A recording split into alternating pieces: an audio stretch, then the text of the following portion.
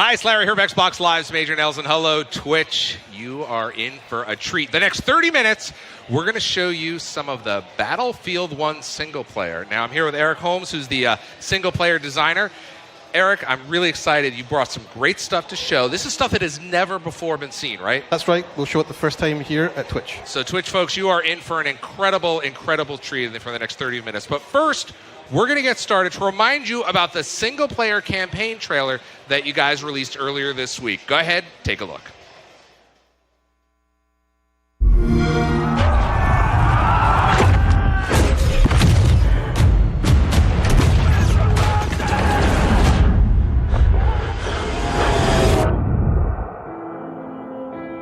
They push, we push. Every once in a while, we push hard enough that the light breaks through the clouds and a world beyond the war glimmers. Behind every gun sight is a human being. We are those people. Promise me that you'll get me back in one piece. Okay, I promise. Come on! You may find you're out there all alone. You know that. You can never stop the progress of machines! If history only remembers 1 in 1,000 of us, then that future will be filled with stories of who we were and what we did. But until that day comes, we will stand. We will look death in the eye, and we will fight.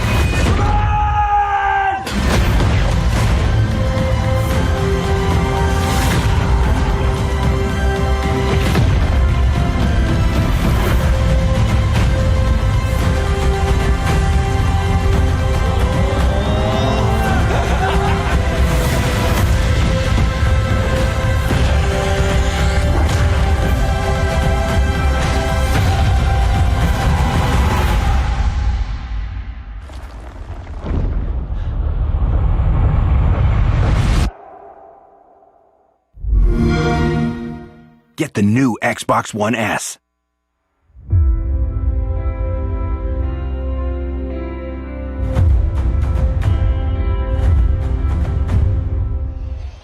That was the Battlefield 1 single-player trailer that revealed earlier this week. I'm here with Eric Holmes on stage at TwitchCon here. Eric, you are the single-player designer, part of the team at DICE that works on the single-player. Let's talk about that and what you're bringing to the single-player for Battlefield. I think the biggest thing that you're seeing there, I'll talk about it in the context of the trailer. Yeah. Because it's our single reference point here. We have an entirely new format in this game, and I'll go back to the decision-making for that. With Battlefield 1, it was very important for us to do something that really respected the Great War, something that respected the enormity of it, the scale of it, the events of it, and we also wanted to see a great deal of the variety that's in that war. And that meant going to different parts, different fronts, seeing different events. And if we look at the traditional format of a campaign, often you'll play one character who hops around the globe and is the best at everything. He's the best sniper, he's the best pilot, he's the best driver, he's a martial artist, he's got everything. He's the best at everything in the world. Right. and we didn't really feel that was appropriate for what we were doing here. And we were scratching our heads wondering, what can we do to do something that respects this conflict, this enormous event in civilization's history, but also gives us these different perspectives. And we came up with an anthology format. That was our fresh take, is an anthology format. So we have 5 war stories, which give us the views from different protagonists with local problems in their different areas around the globe, but also with a very personal connection to the dramatic events that take place in their war stories. So I think that gives us a lot of variety, but it also gave us a really emotional attachment to those characters and the ability to explore each of them in a very unique way that's appropriate for who they are and where they come from. You talked about using these different protagonists. So tell us how the single player is structured. Let's double click on that a little bit, if you will. Okay, right. So there's the 5 war stories. Sure. For example, the first one is Friends in High Places. This is an aviation-oriented episode. There's our 2 lead characters. The player character is called Clyde Blackburn, and he's a somewhat roguish American volunteer who's joined the Royal Flying Corps. And our story picks up just when a new plane has been deployed to the front, a game-changing aircraft, the Bristol F-2. And this is a very deadly time in the history. Now, why was it game-changing? It was fast. Okay. It was powerful. It was durable. the technology was changing all the way through this war. Right. So it seemed like every month someone was rolling up something new, some new weapon, some new device, some new vehicle, Yeah. and it was going to be the one that was going to break the stalemate. It was going to be the one that was going to end it. Right. But inevitably something else rolled up a month later and changed that again. So in this case, the Bristol F2 is really it's the vehicle that we use both literally and metaphorically in this episode. It's a game-changing aircraft, and we have this kind of Knights of the Skies story over the Western Front where we have these two characters thrown together by a lie, and they have to test the limits of their friendship over the Western Front. Now, you mentioned something about the different stories. There's 5 different stories. Do I have to go through them as in the single-player game? Do I have to kind of go through them in the order that you, as the single-player designer, have decided, or can I kind of decide what I want to do? So we wanted this fresh take, this anthology format, and that allowed us to open up more of a sense of player agency and choice. So you can play any of these war stories in any order that you like.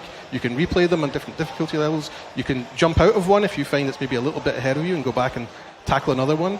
Player choice, player agency has been very important for us with Battlefield 1, and that starts right before we even get into the actual content. It starts right there at the start menu. It also allows you, with this type of narrative approach, to experiment and explore not only the different characters involved, but also, let's talk about the vehicles and the landscapes. Those are also characters in the single player, aren't they? Right. So we have these 5 war stories, and each one of those has a different mechanical theme to it. So I mentioned Friends in High Places. That's an episode about this aircraft and the crew of it. There's another episode about a tank crew. There's another episode about 2 Italian mountaineers. There's another, each one of them has a different focus. It could be infantry, it could be a vehicle, it could be a set of mechanics, it could be one of the archetype characters in the Battlefield multiplayer set. So each one of them is kind of intensely flavorful with a gameplay concept and with a narrative conceit to it in a different region of the world. You brought something with you this time. You brought a little bit of a view of what we can expect from one of those narratives, haven't you? Right. So this episode is called Through Mud and Blood. Okay.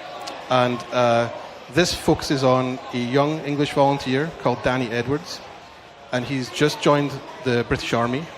And because he was a chauffeur before the war, he's been selected to be a driver in the tank corps. Well, that makes sense. But driving a Rolls Royce is very different from driving a tank, isn't it? Right. So he's got a lot of growth to do, just like the player does the first time they're put behind the controls of the tank. But what he also has is he has personal stakes in the drama of this too, because he has to earn a place amongst this tank's crew as they're given this mission. They have to break through the front line. They have to destroy German artillery as they're going through there, and they have to punch through to a rendezvous with hundreds of other tanks that are trying to break through the front line at the same time. The events we based this on, there was over 300 tanks breaking through the front line in this one day. So this is actually, again, like much of the game, it's based on... It's inspired by historical events. It's historic events. It's not a true story. Sure. It's our own story, but it's grounded in the reality of what happened in World War I. That, before we play this, I want to talk about that. That had to be an incredibly rich canvas for you as a single-player designer to look at and think about. There's such incredible stories to pull from. Some of them are really tragic. There's I think we might break a few hearts with the stories we have here, because one of the things that really works, I think, in Battlefield 1, because we've taken this grounded approach with our characters, and they're all unique and kind of live in their own place, bad things can happen in those stories. There's not an expectation that every story against the Great War is going to have a happy ending. Right. And I think if we can make people connect with those characters, and I believe our stories are very emotive, that I'm really looking forward to what people have as their reaction to it. I can't give any spoilers. We don't want any spoilers, but why don't we go ahead? We'll play the video that you brought with us, Through Blood and Mud. Through Mud and Blood. All right, let's take a look at that right now.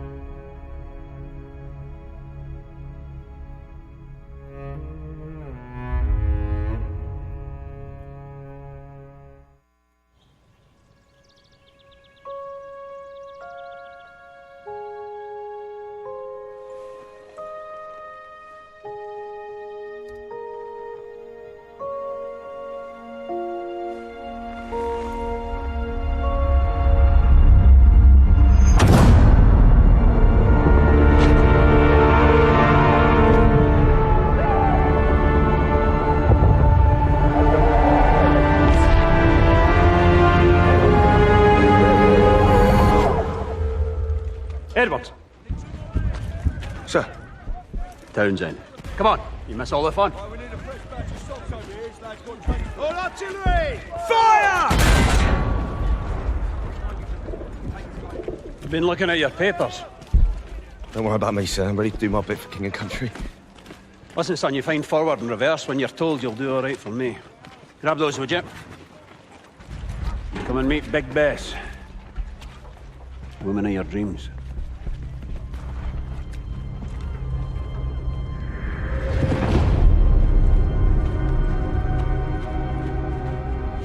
And our new driver, boys.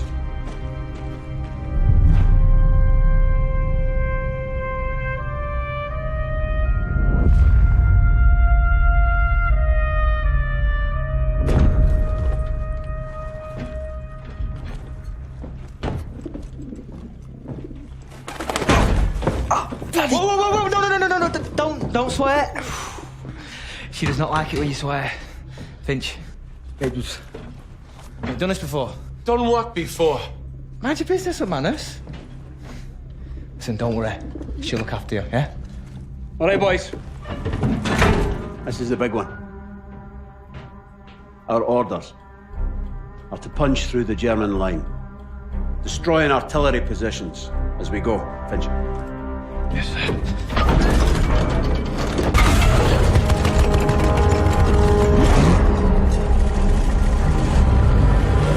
After that, we'll advance on the French town of Cambrai, where I have been assured there is wine, women, and song.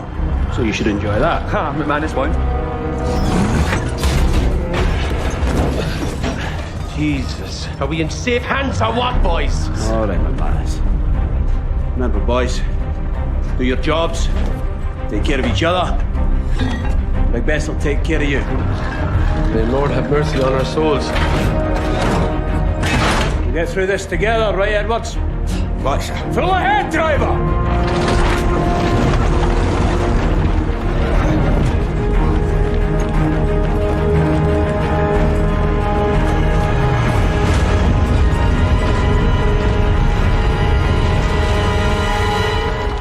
And you're off. That's the cinematic intro of Through Blood and Mud. That's a world premiere we just saw. That's the world premiere of this, yeah. Tell us a little bit about that, because each of you talked about the 5 different parts of the single player, the different narratives. They each have this intro, right? Oh, they each have, a complete story to themselves, which is entirely self-contained. So this is our tank-driven episode. Now, you told me when we were watching, because that's the first time I've seen it as well. The tank has a name, and he referenced it in there if you missed it. That's right. That's Black Bess. Okay. We wanted to treat the tank as one of the members of the crew. Sure. If you picked up, the engineer there mentioned that you shouldn't swear in the tank. Oh, I didn't. She doesn't like it, because he was going to swear when he banged his head. Right. So there's kind of a mythology to the tank and what she likes and what she doesn't like, because these tanks were horribly unreliable. Right. So whilst they were incredibly powerful and resistant to almost all the weapons in the front line, more of them were lost to mechanical failures once they'd gone out there, and the crew had to abandon them than actually being knocked out. Right. So the constant enemy was keeping it running. So really, the war wasn't outside. The war was inside, trying to keep that thing going. Which is fantastic for both gameplay and also dramatic purposes as well, because it feels like a very battlefield thing, having to get out and fix your tank right in the middle of combat and then jump back in again before something. Now we've got a lot more to show. We've got a lot more exclusives that we're going to share with you today. But I want to just remind folks that that's one of the 5 different narratives that we're going to find in this. Right. So we got 5 war stories. I mentioned one before. I mentioned our aviator-driven episode, Friends in High Places. Yep. We also have Avanti Savoia. This is a war story that takes place in the Italian Alps, the territory between Austria and Italy, and it focuses on 2 brothers who work with the Italian Arditi. Now, today they would be called special forces. Back then they were called shock troops. And they focused on very unconventional high-risk tactics. So they literally trained, for example, to throw grenades at a bunch of enemies and charge them before the grenade went off and attack them in hand-to-hand combat as the grenade's exploding. My God. Extremely high-risk tactics. These guys are, by modern standards, you'd almost call them crazy. Yeah. But they're very extreme shock troops. By World War II, I believe they call that kamikaze. It's crazy. Now, I want to talk to you about, you're showing the first gameplay from Battlefield 1 single player. What we're going to see in just a minute. What can we expect? Let's set expectations here. Well, We have 2 other war stories, I'll mention. We also have The Runner, which takes place on the blood-soaked beaches of Gallipoli, where you play an Australian Anzac with a young novice you have as Dementor M. And we also have Nothing Is Written, which is an episode which takes place in the Middle East. You mentioned before we came out here that Lawrence of Arabia is your favorite movie. It is one of my favorite movies, and that's what I got when I saw the reveal from you guys in May. Right. So you're telling me. So that character that you play in there is an Arab rebel who's Lawrence of Arabia's iron fist. You're his most independent and most dedicated soldier. And you start off this episode just armed with a knife, and you have to work your way up to be able to take out an armored train on your own. So it's an incredible power curve, an incredible kind of real realization of what Battlefield is really good at, letting you scavenge the environment, take weapons, take vehicles, take equipment, and adapt to the situation you find yourself in. What next up? We've got a little bit more. You brought some more video for us. That's right. So let's talk about that. This is a big thing that we're showing here. This is how the game starts. Okay. This is functionally we called it our prologue, but the name of it is Storm of Steel.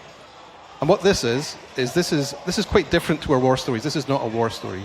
This is more of a tone piece where we have a kind of a love letter to World War I, and we show, we try to challenge people's preconceptions as to what they might think that a World War I game would be like. So we very quickly thrust you into some incredibly intense frontline action. And what will happen in here, which is unique, is you will fight, you will die, and you will be eulogized. And then you become another fighter on the front line with a different kit and a different role as the war continues to churn in this frontline experience. So we think we have something very emotive and very kind of unique in there. It's not like the other war stories where we play one of these characters and we really focus on their story. This is the story of the front line rather than the story of a person. Sure. I want to talk, before we show this, I want to talk about your reveal that you did in May, earlier this year, where you showed off Battlefield 1. Were you surprised by the reception, with the World War I backdrop? I think we were overjoyed by it. Yeah. It's been great to see how much people have really taken to it and been very excited by it. I think it's an unexpected approach. We've worked very hard to realize that world and bring it to people, and it's been fantastic having the response to it. No, before we show this, I want to tell you this one quick story. Is my sister is a high school librarian back east. And she texted me, she said, beginning of the school year, everyone was coming into her library asking for World War I books. Oh, that's fantastic. Specifically because they were interested in Battlefield 1. So it's interesting to see how you're feeding back into the interest in history. Obviously, gameplay, we all love great games, but real history, you're making a massive impact there. Well, it's been a very inspiring project to be a part of because we've learned so much as we've dug into that world and explored it, and I think that has driven us to be able to create experiences that you wouldn't really get anywhere else. Now, we talked about Storm of Steel. We've got some gameplay here. So why don't we cue things up? Now, this is interesting because this is the last one we saw was about 3 or 4 minutes. This is extended, right? Yeah, this is how the game will open. This is our tone piece that challenges how you think World War I is. Okay. So, we're going to have a very quick intro because we wanted to get the controller in people's hands very fast. Yeah. Then you're going to be playing this experience. You'll go through it. Like I said, you'll have that live, fight, die, eulogized, begin again experience. And then we'll end with a piece where we expand up to show you a tease of all the war stories and bring you into the world of Battlefield 1. So this is going to be huge. This is a world premiere. This is the very first time this is being shown anywhere. And we're also going to do something a little different because this game is serious. This is a serious part of the game. We're setting the tone. We're not going to talk over this. We're going to turn our microphones off. We're going to just let everybody here in the audience as well as at home, wherever you are, just absorb the power of World War I. So here is the Storm of Steel gameplay, world premiere, Battlefield 1 single player. Take a look.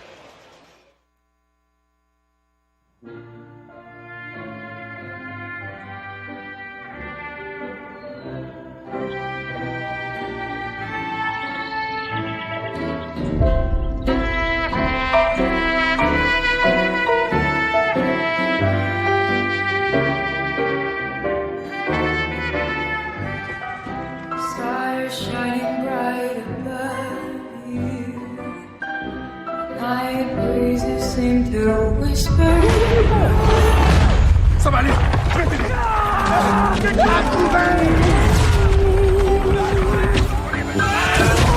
Stay nighty night and kiss me. Just hold me tight and tell me you'll miss me. While I'm alone and blue as can be.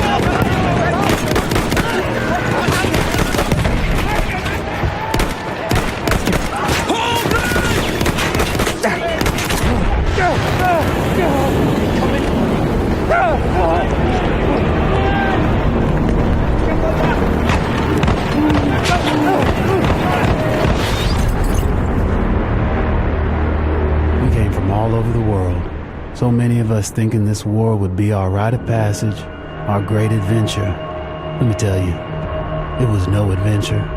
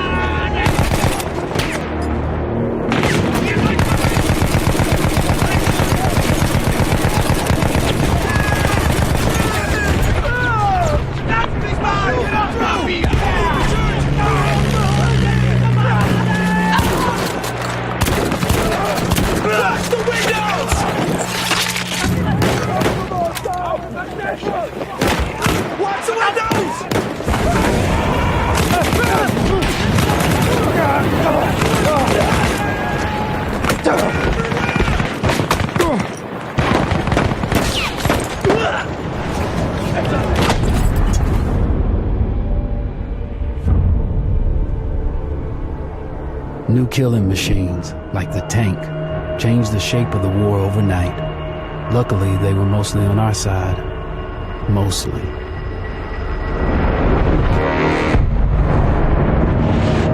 Our boys in the church are overrun. We need to push through.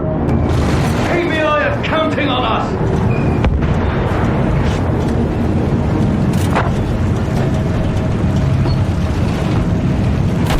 Use the MG! Sweep the ground! Keep going, driver!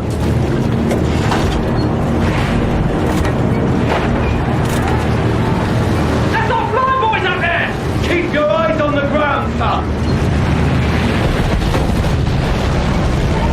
They're moving in from the trenches! Use that machine gun! Mow them down! We've got them on the run! Push on! Forward! For king and country!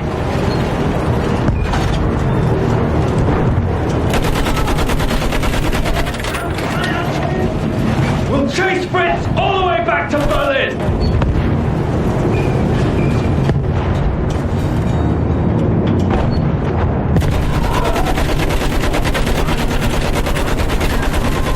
Incoming! Welcome to the report! We're just a big fat target for that thing! Move over! Go around! If you get a clear shot on that blasted, you take it!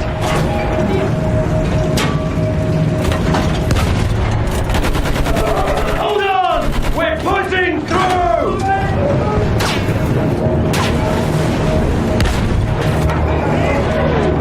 Field gun, take a shot! Shoot that field gun, damn it! Good job! Let's open a path for our lads! Move up with the rest of the armor!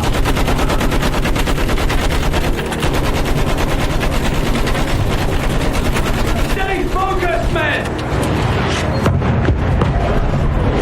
Push on, damn it! We're almost through! Fire at anything that moves! We're gonna rock it! Shit! Incoming! Instead of adventure, we found fear. And in war, the only true equalizer is death.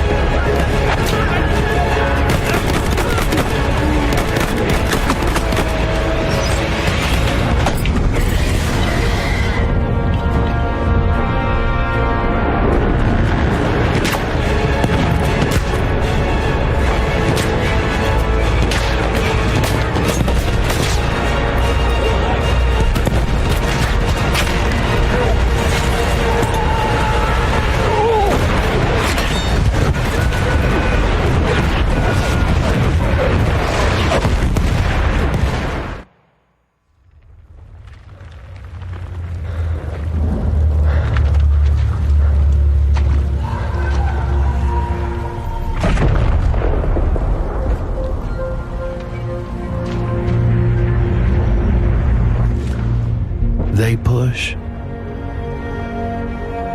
we push. Every once in a while, we push hard enough that the light breaks through the clouds, and a world beyond the war glimmers, just out of reach.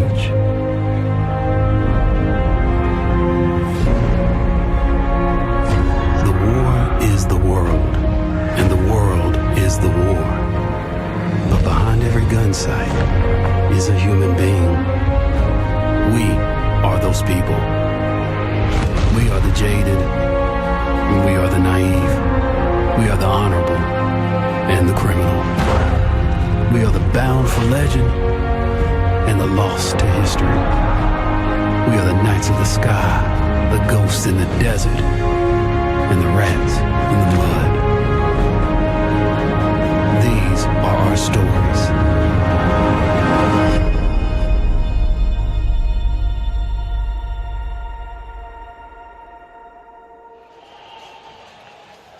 Woo!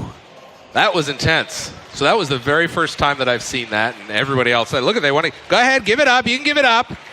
Crowd here loves it. So that was the beginning of the single player Battlefield 1 experience, world exclusive. Unbelievable, Eric. Tell us about some of the things we saw there. Well, I think the heart of it is seeing humanity. Yeah. You know, it's more than just conflict. There's humanity in this story, and there's humanity across the whole game. We have characters that I hope people will connect with, as well as having amazing action sequences. And I think that's the strength of our anthology format and our 5 war stories. Also, what I got there is an incredible variety of not only characters, you've talked about that with the anthology format, but also the weapons. That really was incredible. Weapons, vehicles, gadgets, the horse. There's a lot of variety, not just across these war stories, but also within them. Variety of mechanics, setups, encounter types. I think they're highly replayable because thanks to the Battlefield mechanic set, people can play them different ways. They can engage with them head on. They can play with them in a really kind of a sneaky special forces way if they want to. Yeah. It's something that really lets people play the game in a very Battlefield way. Yeah. Yeah. Speaking of Battlefield, I wanted to bring this up here. This is the Battlefield 1. This is the deluxe edition. I'm sure you guys, this is a beautiful looking console, isn't it? Yeah. So it looks great. This is also important to note is that if you get this one, this has the 1-month EA access. And I want to remind folks, if you get EA access, you actually can play Storm of Steel and Through Mud and Blood as part of the EA access trial. So you can That's right, you get access to them early. You get access to them early, as well as 5 maps and 4 modes for multiplayer. So that will get you EA access. Of course, if you already have a console, you can just sign up for EA access and get that as well. It's really quite an amazing thing you guys have done with this single player experience, and the team should be proud. You guys must be really excited to finally be able to talk about it. I mean, your multiplayer brothers have gotten all the love over the past few months. Now you get to step on stage and show it off. Well, we're just really proud of the whole game overall. I think it's a fantastic package, and I've been overjoyed with the reaction we got from our trailer that we went for single player just within the last week. Yeah. It was something we kind of sneaked in a little bit late, but people seem to really love what that trailer represents, and it really is what the game is. Everything into that is in-game. All right. I love that about DICE. Right. All of our trailers are in-game stuff. It's beautiful. You see it, and you're going to play it. So, Eric Holmes, you're the single-player designer for Battlefield 1, of which we just saw some amazing world premieres. Just a reminder, if you have EA access, you're going to be able to play this on October 13th, along with all those segments that we just spoke of. Of course, it'll be coming out worldwide October 21st. So, that's right. Eric Holmes, thanks so much. Hopefully you enjoy this. My name's Larry Herb, Xbox Live's Major Nelson. Thanks for watching. We'll see you next time.